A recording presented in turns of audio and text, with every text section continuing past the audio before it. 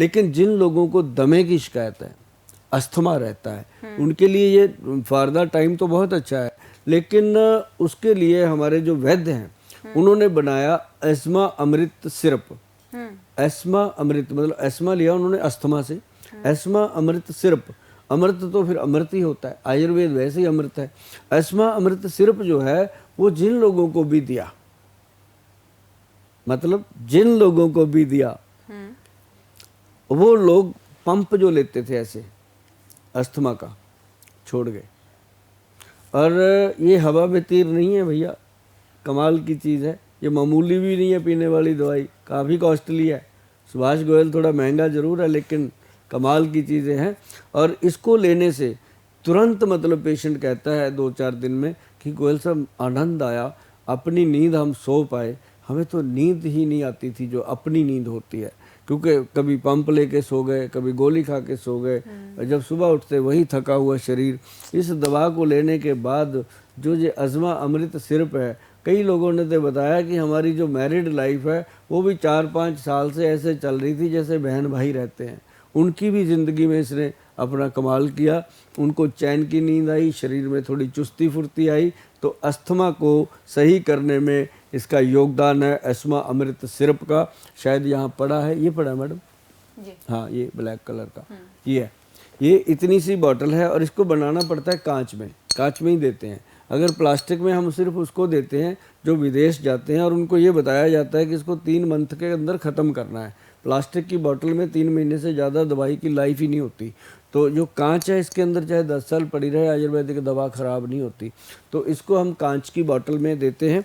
और इसको ये ज़रूर देखना जब भी खरीदो, एक तो इसके अंदर लता कस्तूरी है, बाकी बहुत सारी चीज़ें हैं जो ज़रूरी हैं, लेकिन वैद्यमान पढ़ना बहुत ज़रूरी है कि इसके ऊपर वैद्यमान लिखा है तो असली है, अदरवाइज कुछ भी हो रहा है दुनिया में भाई साहब। हाँ, अगर ज़्यादा ही आपको डाउट है, प्योर ही लेना है, तो www.वैद्यमान.com पे जा कर के हमारी अस्थमा की पूरी कंप्लीट एक मेडिसिन है, उसको ले सकते हैं आप।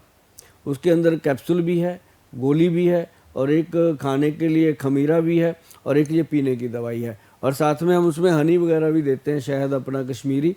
तो उसको ऑर्डर करने से पहले मैं फिर कहूँगा, सुभाष गोयल की कोई भी दवा को ऑर्डर करना है, वैद्यमान की कोई भी दवा को ऑर्डर करना है, तो पहले हमारा जो परहेज़ वाला कॉलम है वो पढ़िएगा ज़रूर।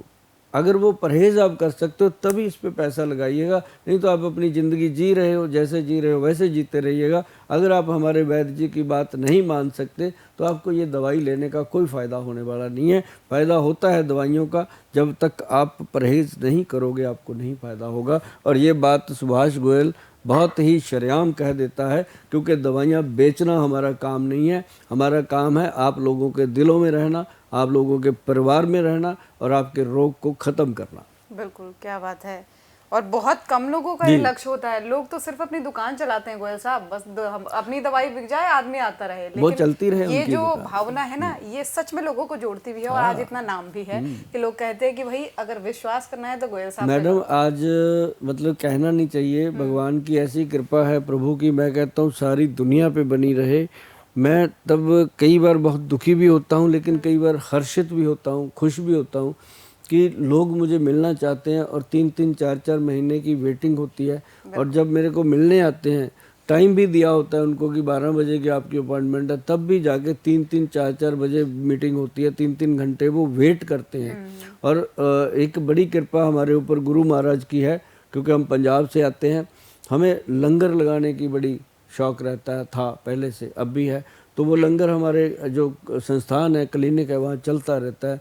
कभी भी सुबह सुबह नाश्ता, दोपहर को लंच, शाम को चाय पानी, फिर रात को डिनर। क्योंकि ओपीडी जो है वो सुबह 9 बजे शुरू हो जाती है, रात को 12 साढ़े 12 बजे तक ओपीडी रहती है।